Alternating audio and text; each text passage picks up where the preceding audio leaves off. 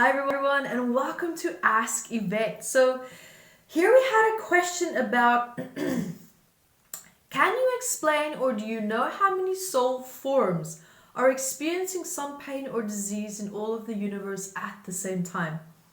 That's a really interesting question. I really had to think about that one for a minute. But basically it really depends what is a person's definition of pain.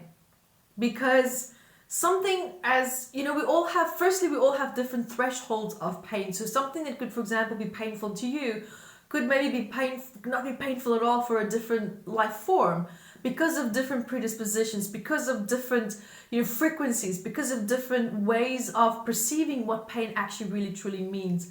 So we have to understand that here on our form on the planet, we have our own unique definition of what pain would be. It's emotional pain, it's physical pain, and pain also is something that would, it depends when the threshold for something that you can tolerate reaches a point where it becomes intolerable.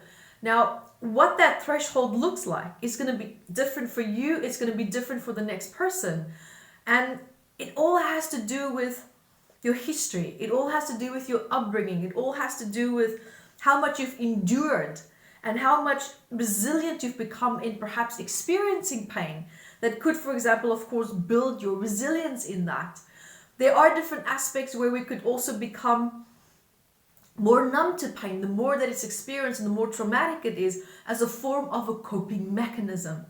Now, it depends because we don't know what other life forms, for example, are experiencing in terms of pain.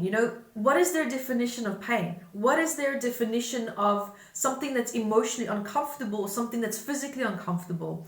What defines their barometer in terms of their threshold for how much that they can handle or deal with certain types of level of pain? Because like I said, it really depends on their biological makeup. We don't even know what all of that involves. So the way that pain even could be processed through a dimensional body could be completely different. Because we also know to a certain extent that pain is not necessarily held in the same form as that ouch feeling in the consciousness. Much more so rather than a memory imprint of how the biological body would respond and react to that. But as far, in my opinion, pain, for example, wouldn't exist outside of the physical body.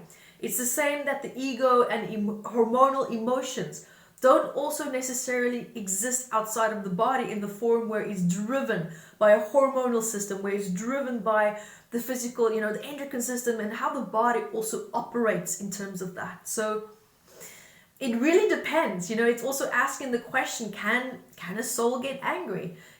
If it gets angry and you can say, yes, the spirit has shown me anger, is that a memory that the soul, for example, or the spirit has that it can tap into? Or is this a consciousness with an intelligence behind that, not just memory pockets, but an actual intelligence behind it where it can have, for example, an agenda? All these things, it begs the question for all these things. And it's, it's such a great question. And I think it really comes down to us having to be mindful that, because we experience pain and disease a certain way, that defines our reality. But our reality is not necessarily going to be the same for a different life form somewhere else. Something that they might perceive as a disease could be something for us like, you think that's a disease? What is that? That's nothing. So it really depends on experience. It really depends, again, how you would define what a disease is even for them. Might be that they're even disease-free. Maybe they've evolved beyond the point where they have diseases because they don't maybe necessarily have as many emotional challenges or blocks and cause and create that. It also depends on their living environment. It depends what their health system is like. It depends what their diet is even like. It depends what their definition of health also is. Because just because we perceive something to be a certain way and we think, wow, this has to be the same for everyone, that's not actually the case, guys. We only think that way because that's all that we know. We don't know anything beyond that. So we only assume, we make assumptions that how we perceive things is going to be the same and seen through the same filters and lenses by other beings of consciousness. But that's not the case.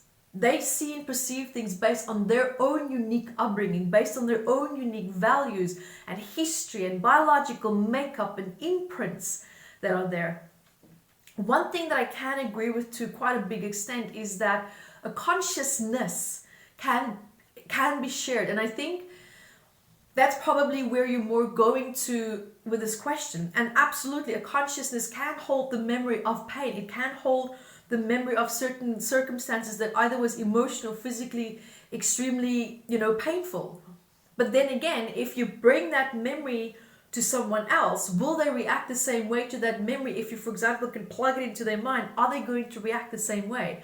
Because in order for a body to react based on the pain of the memory, it needs to have the same biological makeup.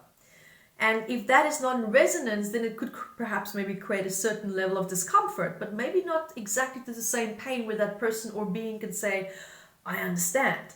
Because it's coming from a completely different perspective, completely different biological makeup, completely different set of circumstances that triggered that. And their predispositions being different in terms of how they react to pain as well. So, there's so many varieties where we can say, yes, it's true, or no, we don't know, or no, it's not. Because it really comes down to what a person's definition is of disease, what a person's definition is of pain, whether it's emotional or physical. And that ultimately is going to create the type of experience that these beings might, for example, have. So let's say my definition of love, for example, is to be treated with respect and treated with care and treated in a way where I feel supported. But now someone's definition of love who was raised in a house full of abuse and violence, their definition of love is going to be very different. It's going to be very much based on violence, abuse, and feeling unsupported. So that is going to shape what they perceive love to be. So you see, and I'm using now a human form as an example. It's the best example I can come up with right now on the spot.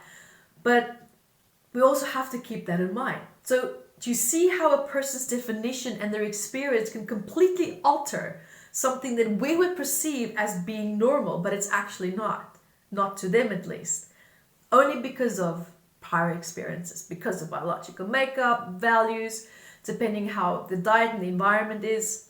It really does depend.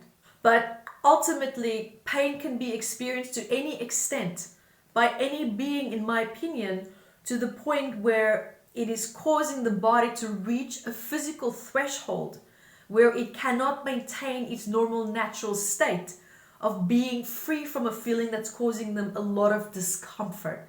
Because pain is there to show you that the body has reached its limit, it has reached its threshold for what it can cope with and deal with. Now it begs the question, do these beings in other forms perhaps maybe have the intelligence to recognize when their threshold is being reached and create a solution immediately before they are in a place of pain?